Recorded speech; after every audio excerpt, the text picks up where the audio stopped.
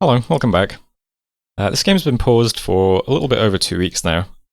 There was Christmas and then New Year, and a lot of games kind of get put on hold over that period. And Almost Player has been dealing with some sort of catastrophic snowstorms as well, which does not sound good. If you're watching this, hope you're okay. So I'm just kind of trying to get back up to what we were doing, because it's been a while since I've looked at this game. We did get some enchantment research done, though. 7 is always a really nice target to hit. There's lots of good stuff there. Gift of Health, Three Lords, Serpent's Blessing, Life After Death, Solar Brilliance, Earthblood Deepwhelm. Yeah, lots of... Mass Flight too. Always a nice one. We'll head to Conjuration now. I'll try and get some Tartarians out, if we can. We get actually a national spell that's 6, which I think is added in this balance mod. Entice Finman. It's 40 water gems though. I'm not sure if I'm going to experiment with that or not. We'll see. I did some site searching spells then. I know that we found a Gnome Lore site, Mudfield. That's an Earth gem, I think. Not sure if we found anything else. Let me just refresh my memory. I don't think so though. No, just the Mudfield, I think. And a couple of battles.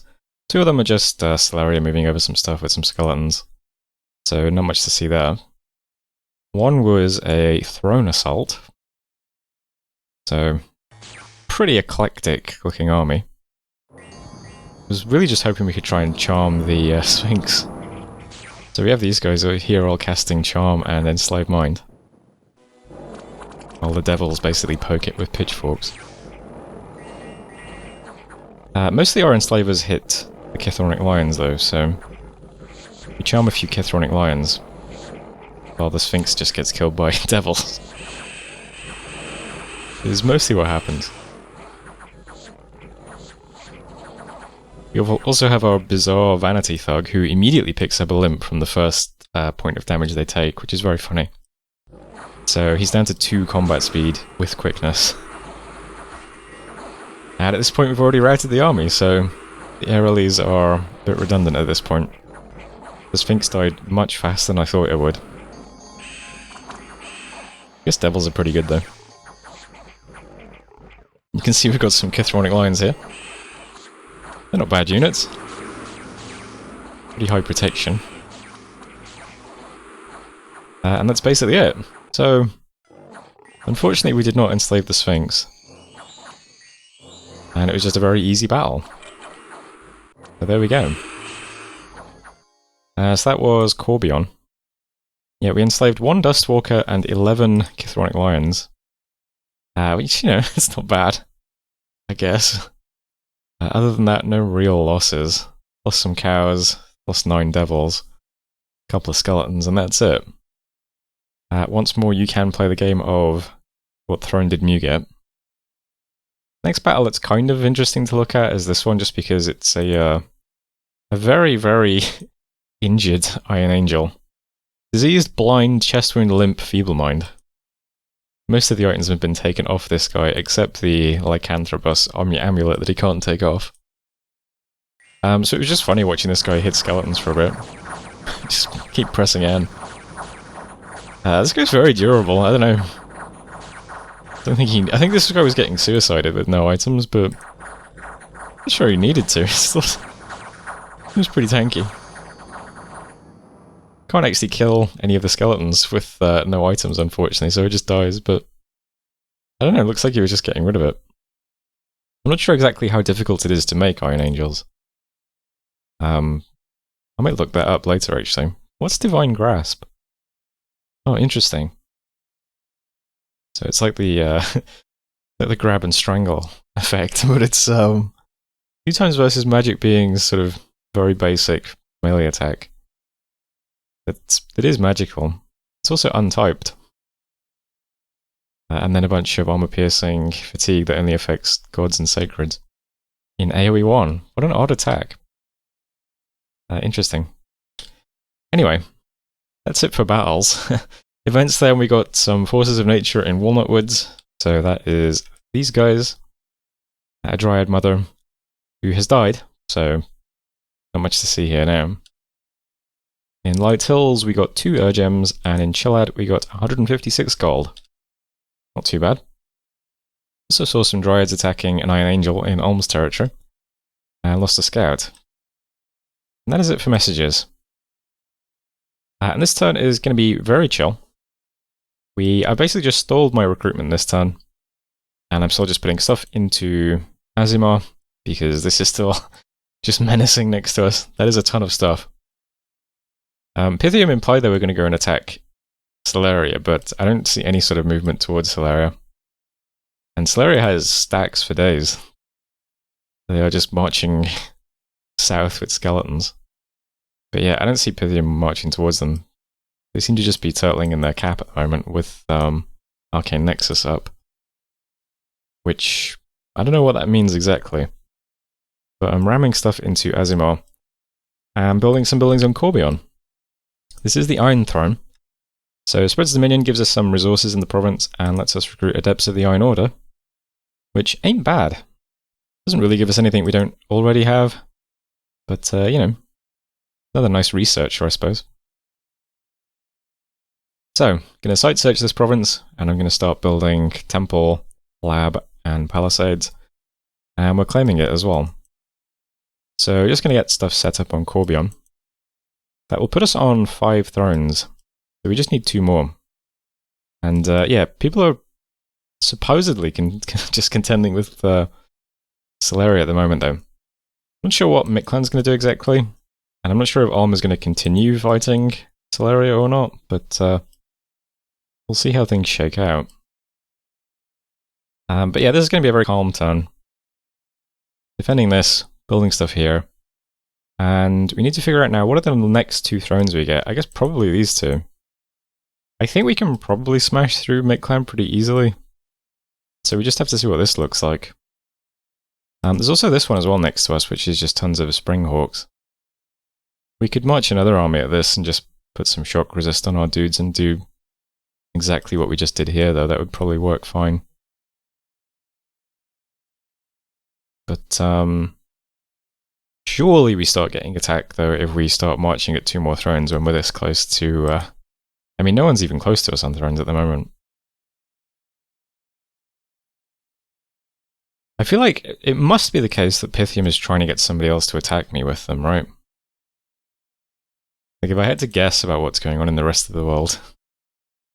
Because no one's really talking to me much at the moment. I'm really not sure. But for the time being, we seem fine. Still doing lots of research. Still just making sure our thrones are well defended. And that's about it. Would be nice to get some globals up, but yeah, I don't know. I was thinking we could try just stealing Gift of Health. If we just alchemize a bunch of stuff into nature gems. And that would be quite nice if we get some Tartarians going later. Other than that, though, I'm just still doing the usual sort of site-searching spells in some places. Got some scouts moving up north through Celeria and then into Pythium. Seems like important area to see at the moment. And I'm going to take back this Walnut Woods province, which just got attacked by the Dryad, who then died. So I think just sending a overt photography is going to go in. Since he's very quick, maybe he can get a couple of kills as they retreat. Get some more experience. That's it for this turn, though. I don't think there's much else to say. I'm still doing some forging, as you can see here. Site searching. Summoning lots of allies in our fort. More site searching. Building up the throne. Summoning revenants, and that is it. So that was turn 49. Thanks for watching. I'll see you next time. Hello, welcome back. I got some conjuration research done. We're down to 1,000 research because there's a bit of movement happening this turn. But still pretty decent. We claimed the Iron Throne. We also found a geyser, or a fire gem, or water gem. And we found some sites on Corbion as well. We got a monolith, we got Grave of Fertility, overgrown graveyards, pretty good. So nice time for sites. We saw Pythium taking back a province from Indies. We saw Celeria moving some skeletons over Cadiz.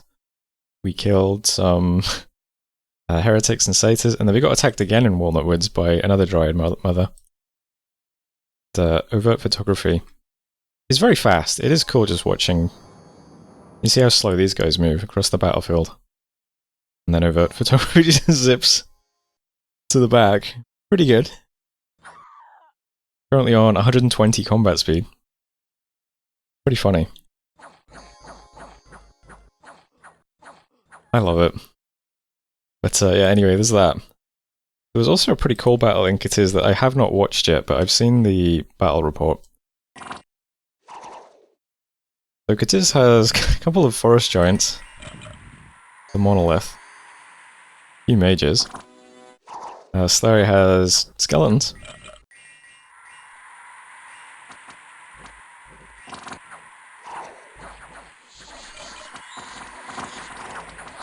So we have some rigor mortis up. And some frogs being charmed, it looks like.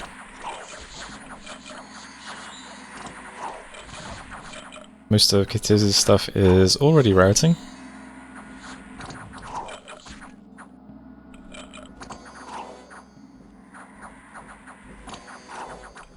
We have a very slow Bane.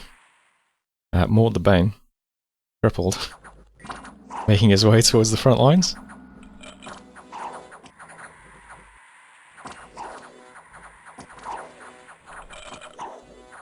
Alright, forest giants are down. Bane is up on the battlements. He's guarding his slingers from skeletons. Monolith probably not going to be harmed too much by skeletons. The Bane is holding the staircase. Fruitlessly now, as some ethereal skeletons climb up.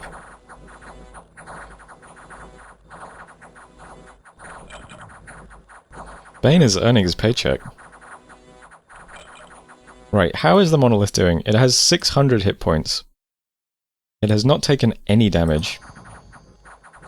So unless these mages are going to start walking forwards and doing something really clever, I think you can probably tell how this battle's going to go. Looks like the Bane has been defeated. I'm going to press N a few times and see if anything happens. Did you drop below 600 hit points? No. Are you guys asleep? Yes. This is what Dominion's battles are all about. This is what we love to see.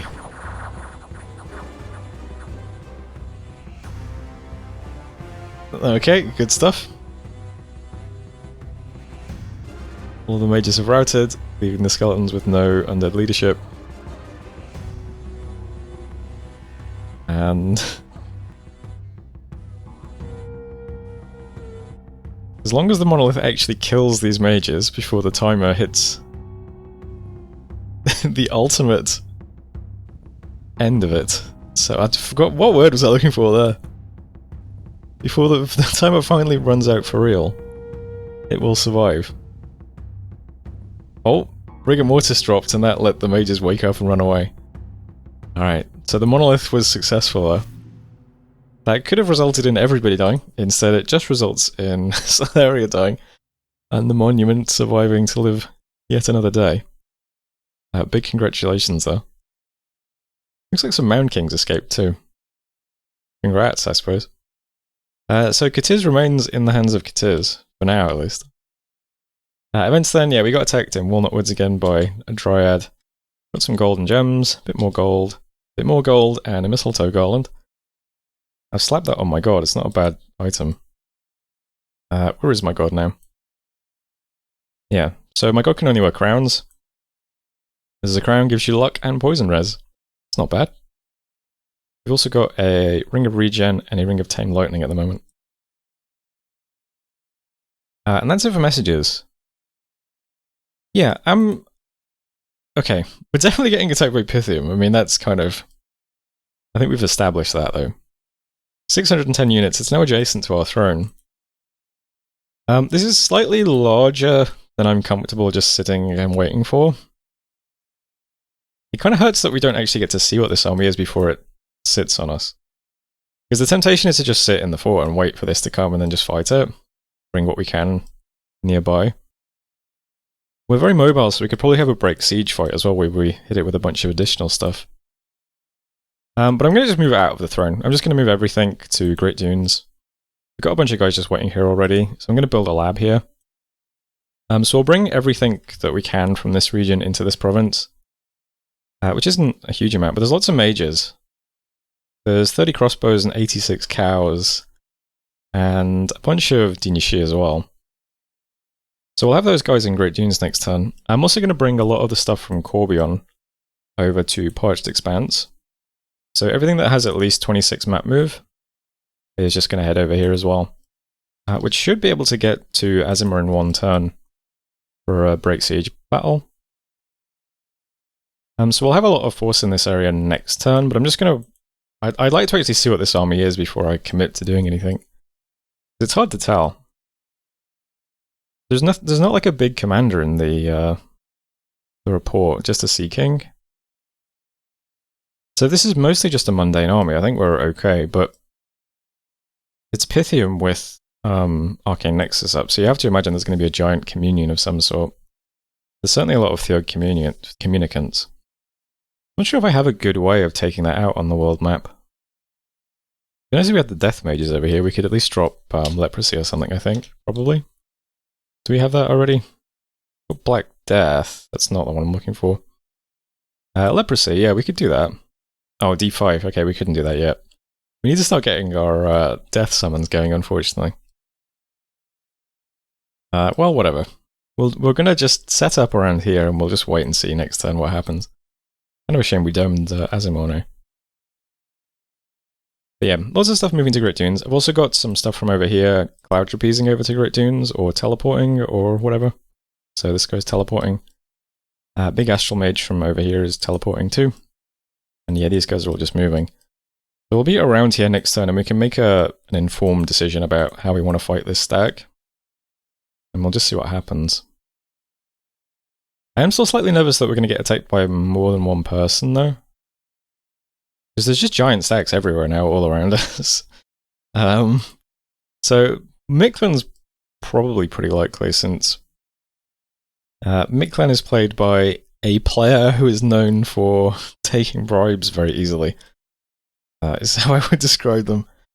If you ever need a friend in a war, just bribe Mictlan. We also have a Marignon stack that's appeared in our vision as well. And I haven't paid any attention to Marignon all game. But it makes sense, since they're Pythium's neighbour, that they might get Marignon involved as well. Which would be interesting. So I'm going to move down here. I'm probably going to try and cast Dark Skies again. I need to see how many gems I need to script my army, though, is the thing. Because I'm going to save up all of our gems this turn. I'm not going to do site searching, not going to do forging, nothing. Well, there's 3 items with forging that I think might be important, but besides that, saving all our gems from this turn and next turn. Besides the cloud trapezing and teleporting as well, but besides those things, I'm saving all our gems. And I might alchemize everything into our gems next turn and see if we can put up Dark Skies on the same turn that we try to break siege on Itsmu, because that would give us -10 enemy dominion. -10 enemy morale. Which is another thing I'm thinking of, but yeah, it's been hard to get... we really needed our globals up, is the thing. That was kind of the plan, is to have up Venture Waters and Dark Skies, but yeah, just didn't stick, unfortunately. Man, our Dominion's getting really strong over here, huh? Yeah, I think it's likely we might get attacked by Ulm as well. I haven't seen them attacking Celeria much. Celeria was sitting on their fort for a while, but they've left it alone. I don't know, I'm working under the assumption we're about to get attacked by, like, all of our neighbours at the same time. So worst case scenario, we can just sack this turn completely and leave it, and then just protect the others. But we'll see what happens. Yeah, for now this is just preparation, you know. I think it's good that I did start pulling stuff into Thrones at least. We've got all these Death Mages are about to arrive in Bugger Beasts. They can start just making skeletons or something, I suppose. We're almost up to Tartarians as well, as long as we go back to actually doing lots of research. I'm getting all the She-Lords from Terra moving over to 3 Pine as well. Start making sure these are a lot better defended. These two are a bit awkward at the moment because, yeah, a lot of these guys are moving away. I just need to prioritize getting units into these forts for now. And we'll just see what happens here. Best case scenario, we can put up Dark Skies and have a good break siege fight and just smash this instantly, but we'll see what happens. In terms of items I'm forging, one is a water lens to give my god additional spell range for water spells. Because my god can do some pretty big, what's the spell I'm thinking of? Falling Frost? Some pretty big Falling Frosts. It's 5+1 per level, and it's a water 3 spell, so water 10. You know, that's, what, an extra 7 area of effect? And then the damage is 17+1 as well. So a 20 damage, I mean, that's going to be pretty good if we can scale that really well with our water levels. That would be pretty cool. There's also Immersion as well, which is a spell added in the balance mob we're running, which is another big AoE drowning spell. This is 9+3 per level AoE, which would be also very, very powerful. So we have options for my god to cast some spells, but giving him some spell range would be pretty good. I'm also making some Boots of the Messenger as well, just to move stuff around. Might be something that's like just out of range next turn, so I want to make sure we have lots of shoes to get people around. Speaking of which, one of our national heroes has got 37 flying map move with some Boots of the Messenger, so you can move all the way over to Great Dunes without even needing the Cloud Trapeze. Besides that, though, that's it for this turn. I mean, it's just, yeah, let's see what happens next turn. I think next turn might be quite instructive. We'll see. That's turn 50, though. So thanks for watching, and I'll see you next time.